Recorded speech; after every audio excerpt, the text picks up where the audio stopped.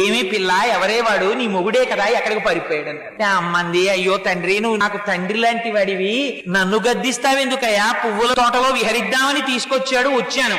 ఆయన ఎక్కడికి పారిపోయాడో నేనెక్కడ చెప్పగలనండి. ఆయన ఎక్కడ ఉంటాడన్నారు. ఎక్కడ ఉంటాడంటే ఏం చెప్పని, కొండలంతా ఉంటాడు, ప్రపంచం అంతా ఉంటాడు. ఎంత గడుసుగా మాట్లాడేవే పిల్ల, అంతటా ఉంటాడా? కానీ మీ ఆయన్ని చూపించలేవా? ఎక్కడికి పోతాడు? చీకటిగా ఉంది కదా, నేను వృద్ధుణ్ణి అయిపోయాను.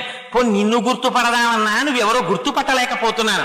అందుకని నిన్ను ఈ సంపంగి చెట్టు కట్టేస్తానని మొలకున్న ఉత్తరీయం తీసి ఉత్తరీయం వేసి కట్టేశారు. ఆయన కట్టేస్తే పాపం తల్లి రాత్రంతా సంపంగి చెట్టుకి కట్టుబడిపోయి ఉండిపోయిందండి.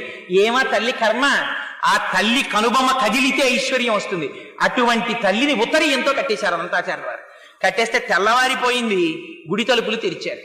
తెరిచి లోపలికి వెళ్లేసరికి స్వర్ణ లక్ష్మి కనపడలేదు. కనపడకపోతే అర్చకులు తెల్లబోయారు. వెంకటేశ్వర స్వామి వారు చెప్పారు, పాపం అర్చకుల్ని నిర్బంధించి కొట్టబోయారు. కొట్టబోతే అప్పుడు ఆలయ అధికారులకి చెప్పారు, అర్చకుల తప్పు లేదు, అనంతాచార్యులు కట్టేశాడు, వెళ్లి అమ్మవారిని తీసుకురండి అన్నాడు. అంటే ఎలా తీసుకురావాలి?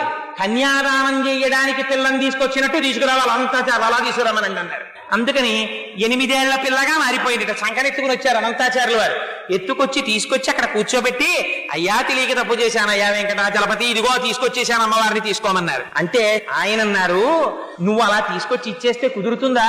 నువ్వు మళ్ళీ నాకు పిల్లని తెచ్చి ఇచ్చిన వాడివి, నువ్వు మామగారివి నాకు అని మామగారు అని పిలిచి తను కట్టుకున్నటువంటి పంచె విప్పి అనంతాచార్యుల వారికి మెడలో వేశారు. తను పెట్టుకున్న కర్ణాభరణములను తీసి అనంతాచార్యుల వారి చెవులకి తొడిగారు. తన మెడలో వేసుకున్నటువంటి హారములు తీసి అనంతాచార్యుల వారి మెడలో వేశారు. అదిగో ఆ అనంతాచార్యుల వారంటే అంత పరమ